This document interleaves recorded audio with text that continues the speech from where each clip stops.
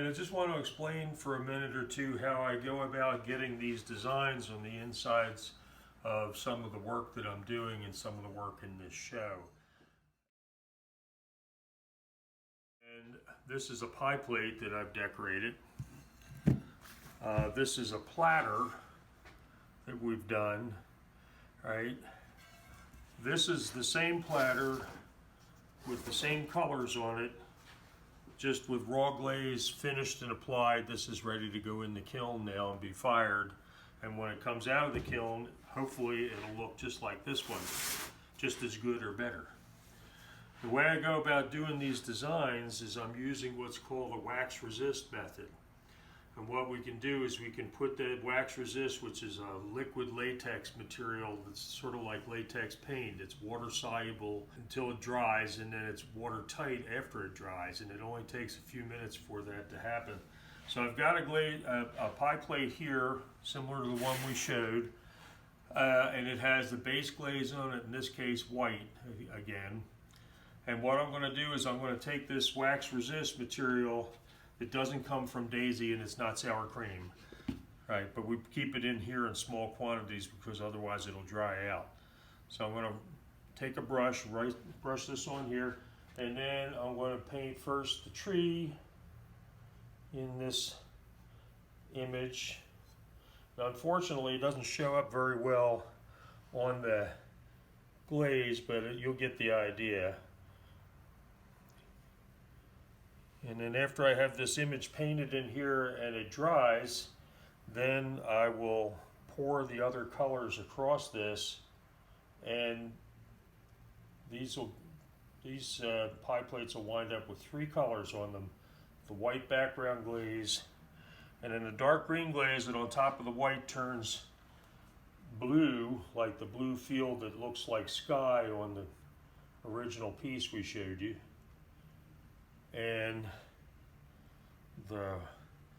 a iron saturated glaze called Randy's Red, which will be basically a reddish brown glaze, but on top of the white glaze it turns it sort of lighter brown, which gives me sort of the ground of the image, and that usually goes across the bottom half of the image, and then those 2 glazes will overlap in the middle to create a slightly darker blue in the middle than what will be more or less in the sky. And there's the finished image painted in with the wax resist, and in a few minutes that will be dry enough.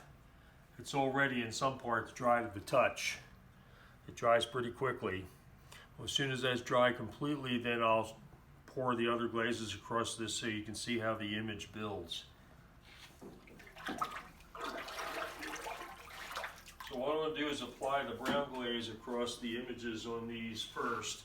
This is the pie plate I decorated, and I take the stirred glaze in a pitcher, and we usually hold these at a slight angle and pour across the bottom part, and you can see how the resist works. And then I'll do the other side, the other half of the image. And I've just done the bottom half of the image to create this ground field of a light tan to brown glaze in there, plus a few extra fingerprints just for interest. Now I have the blue glaze, and I'm going to pour across the top of the image and overlap it with the brown as well. And in this way, overlapping glazes, you'll get, in this case we're using 3 glazes on this piece, and we'll wind up with 4 distinct colors. We'll get the original background color white, which shows through the wax resist image, and then we get a light brown here and a bright blue across the top, and where they overlap in the middle we'll get a very dark blue as well.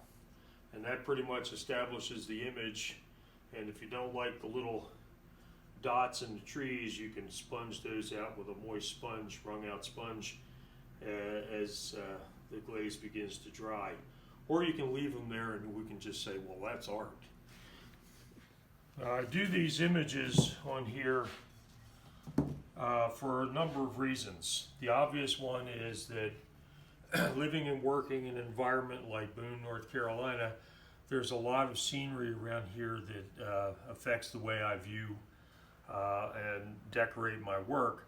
The other reason is because people buy things here as souvenirs, and this is reminiscent of what they see while they're here in town. You know, this is a business and I have to pay attention to things like that. But I developed these designs originally as my response to my environment here. This is one of the reasons I've lived here for 47 years after growing up in Philadelphia, is that this was a real sea change for me in terms of the environment I grew up around. And I've just always enjoyed living here and working in and around Western North Carolina.